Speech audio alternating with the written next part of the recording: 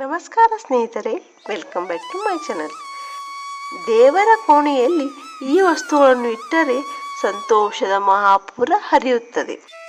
ಶ್ರೀಕೃಷ್ಣನಿಗೆ ವಾಸ್ತುವಿನ ಬಗ್ಗೆ ಅಗಾಧವಾದ ಜ್ಞಾನವಿತ್ತು.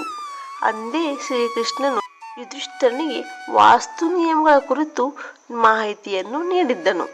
ಶ್ರೀಕೃಷ್ಣನು ಯುಧಿಷ್ಠಿರನಿಗೆ ನೀಡಿದ್ದ ವಾಸ್ತು ನಿಯಮಗಳಾವುವು ಗೊತ್ತೇ? ಶ್ರೀಕೃಷ್ಣನು ಹೇಳಿದ ಆ ನಿಯಮಗಳನ್ನು ನೀವು ಒಮ್ಮೆ ಪ್ರಯತ್ನಿಸಿ.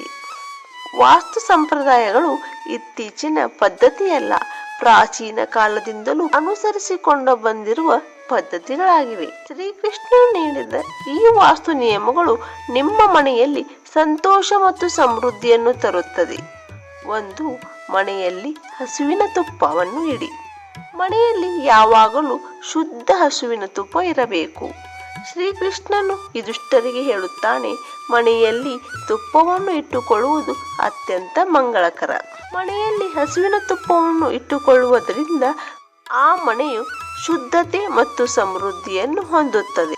ಮನೆಯ ದೇವರ ಕೋಣೆಯಲ್ಲಿ ಪೂಜೆ ಮಾಡುವಾಗ ಯಾವಾಗಲೂ ಹಸುವಿನ ತುಪ್ಪದಿಂದ ದೀಪವನ್ನು ಬೆಳಗಿಸಿ. ದೇವರ ಕೋಣೆಯಲ್ಲಿ ಹಸುವಿನ ತುಪ್ಪದ ದೀಪವನ್ನು ಹಚ್ಚುವುದರಿಂದ ಮನೆಯಲ್ಲಿ ಸುಖ, ಶಾಂತಿ, ಸಮೃದ್ಧಿ, ಸಂತೋಷ ಹೆಚ್ಚಾಗುತ್ತದೆ.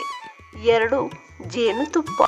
ಮನೆಯಲ್ಲಿ ಹಸುವಿನ ತುಪ್ಪವನ್ನು ಹೇಗೆ ಇಟ್ಟುಕೊಳ್ಳಬೇಕೋ ಹಾಗೆಯೇ ಜೇನುತುಪ್ಪವನ್ನು ಕೂಡ ಇಟ್ಟುಕೊಳ್ಳಬೇಕು. ಮನೆಯಲ್ಲಿ ಜೇನುತುಪ್ಪವನ್ನು ಇಟ್ಟುಕೊಳ್ಳುವುದು ಮನೆಗೆ ಮಂಗಳಕರ.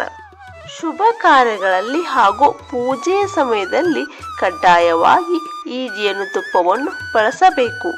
ಮನೆಯಲ್ಲಿ ಜೇನುತುಪ್ಪವನ್ನು ಇಟ್ಟುಕೊಳ್ಳುವುದು ವ್ಯಕ್ತಿಯ ಆತ್ಮವನ್ನು ಶುದ್ಧಗೊಳಿಸುತ್ತದೆ ಮತ್ತು ಜೇನುತುಪ್ಪ ಆರೋಗ್ಯಕ್ಕೂ ಸಹ ಅತ್ಯುತ್ತಮವಾಗಿದೆ. 3.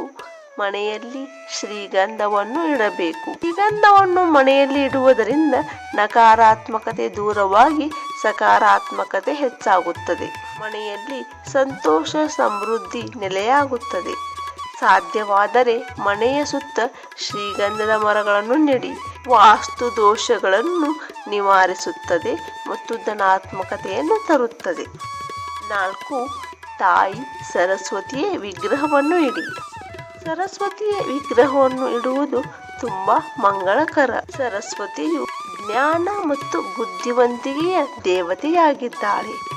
ಆಕೆಯ ವಿಗ್ರಹವನ್ನು ಮನೆಯಲ್ಲಿ ಇಡುವುದರಿಂದ ಕುಟುಂಬದ ಸದಸ್ಯರಲ್ಲಿ ಜ್ಞಾನ ಹೆಚ್ಚಾಗುತ್ತದೆ. ತಾಯಿ ಸರಸ್ವತಿಯ ವಿಗ್ರಹವು ಸಂತೋಷ ಮತ್ತು ಶಾಂತಿಯನ್ನು ಕೊಡುತ್ತದೆ. ಅದೇ ರೀತಿ ನೀರನ್ನು ಇಡಲು ಸರಿಯಾದ ದಿಕ್ಕನ್ನು ಶ್ರೀಕೃಷ್ಣ ಹೇಳಿದ್ದಾನೆ.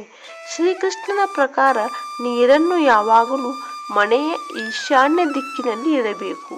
ನೀರನ್ನು ಇಡಲು ಇದು ಅತ್ಯುತ್ತಮ ಸ್ಥಳವೆಂದು ಅವನು ತಿಳಿಸಿದ್ದ. ಸ್ನೇಹಿತರೆ, ನೀವು ಈ ಮಾಹಿತಿಗಳನ್ನು ಪಾಲಿಸಿ ಸುಖ, ಶಾಂತಿ, ಸಮೃದ್ಧಿಯಿಂದ ಬಾಳಿ.